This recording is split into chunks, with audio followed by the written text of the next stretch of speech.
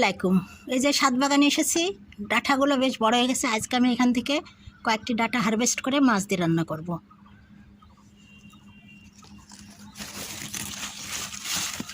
এই যে একটা কাটলাম,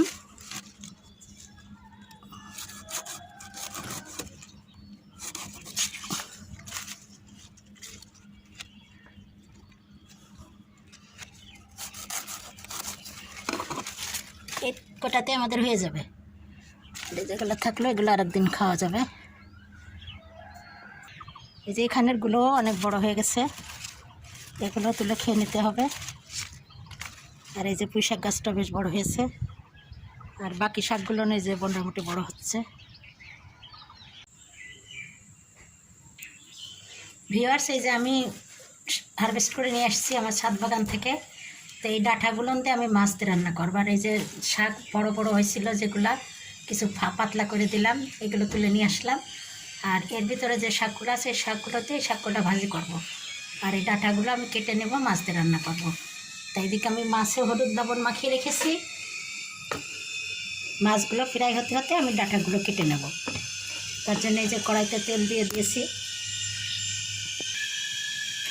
তেল গরম হয়ে গিয়েছে। এখন মাছগুলো ফ্রাই করে নেব।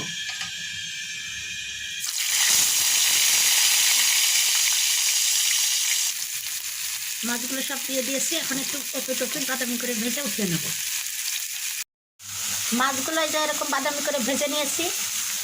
আর এই যে ডাঁটা এইভাবে কেটে নিয়েছি, 2-1টা আলু দিয়েছি, বেশি না। আর এই যে কড়াইতে মশলা কষিয়ে নিয়েছি, এখন এই ডাঁটাটা দিয়ে কষিয়ে নেব।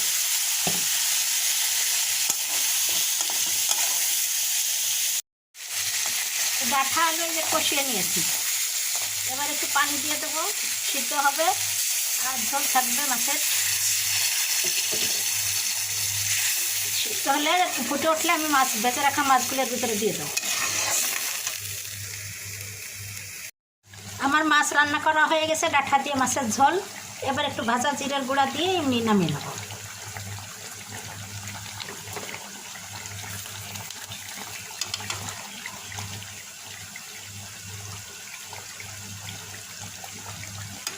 ডাঁটাগুলো একদম সিদ্ধ হয়ে গেছে।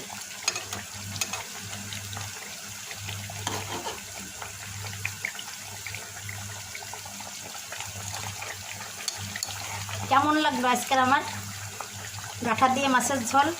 যদি ভালো লেগে থাকে তাহলে অবশ্যই আপনারা আমার চ্যানেলকে লাইক, কমেন্ট, শেয়ার ও সাবস্ক্রাইব করে আমার পাশে থাকবেন। তাহলে এরকম নিত্য নতুন রেসিপি পেয়ে থাকবেন। তো হয়ে গেল আমার রান্না, আমি এখন সার্ভ করে নেব। শাকগুলা কেটে ধুয়ে এই যে একটু লবণ দিয়ে সিদ্ধ করে নিচ্ছি। শাকগুলা সিদ্ধ হয়ে গেছে, নামিয়ে নিয়েছি। এখন একটা প্যানে পেঁয়াজ, রসুন আর শুকনো মরিচ দিয়েছি, একটু ভেজে নিয়েছি। দিয়ে এখন সিদ্ধ করা শাকগুলো দিয়ে দেবো। কালারটা কত সুন্দর সবুজ হয়ে আছে, একদম টাটকা শাক। এলে আমি এভাবে রান্না করে খাওয়ার স্বাদই আলাদা।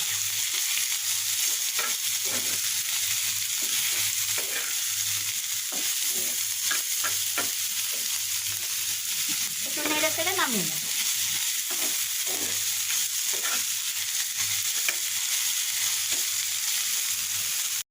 ভিউয়ার্স, এই যে আমি পাবদা মাছগুলো কেটে বেছে ধুয়ে নিয়েছি। আর এখানে আমি দিয়েছি এই যে রসুনের কোয়া, পেঁয়াজ কুচি, হলুদ, একটু বাটা মশলা, লবণ, তেজপাতা, আর দেবো একটু শুকনো মরিচের গুঁড়া, বেশি না, 1/2 চা চামচ। সরিষার তেল দেবো 2 টেবিল চামচ, কারণ এই মাখিয়ে সরিষার তেল দিয়েই ভালো লাগে। ছোটো মাছ হাতে মাখিয়ে সরিষার তেল দিয়ে মাখিয়ে রান্না করলে খেতে ভালো লাগে। সরিষার তেলের একটা আলাদা স্বাদ। সরিষার তেলটা কিন্তু আমার জমির থেকে, সরিষার থেকে ভাঙিয়ে নিয়ে আসা হয়েছে, একদম খাঁটি 1 নম্বর সরিষার তেল, এর মধ্যে কোনো ভেজাল নাই। তো এই যে হাত দিয়ে মাখানো যায়, আমি চামচ দিয়ে ছেঁচকি দিয়ে লেড়ে লেড়ে মাখিয়ে নিলাম।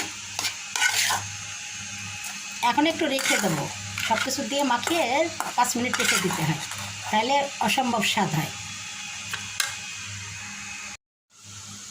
5 মিনিট পরে যে মাখানোর পরে লবণ চালটা ভালো করে ঢুকেছে। এবার আমি পানি দিয়ে দেবো, যতটুকু ঝোল বেশি থাকবে না, গামাখা গামাখা থাকবে। মাছটা সিদ্ধ হতে যতটুকু পানি লাগে আমি এই যে দিয়ে এখন এই যে চুলাতে দিয়ে দেবো।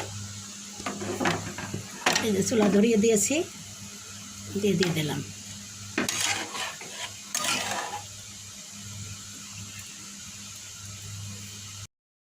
এই তো ভিউয়ার্স, আমার এই যে পাবদা মাছ রান্না করা হয়ে গেল কত তাড়াতাড়ি। দেখতে কত সুন্দর লাগছে, একেবারে পদ্মা নদীর টাটকা পাবদা মাছ। খেতেও দারুণ লাগবে। এই একটি মাছের তরকারি দিয়ে গোটা প্লেটের ভাত চেটে পুটে খেয়ে নেবে। তা কেমন লাগলো আজকের আমার রেসিপিটি? নিশ্চয়ই ভালো লাগলো। আর যদি ভালো লেগে থাকে তাহলে অবশ্যই আপনারা আমার চ্যানেলকে লাইক, কমেন্ট, শেয়ার ও সাবস্ক্রাইব করে আমার পাশে থাকবেন। আজকের মতো বিদায় নিচ্ছি, আল্লাহ হাফেজ।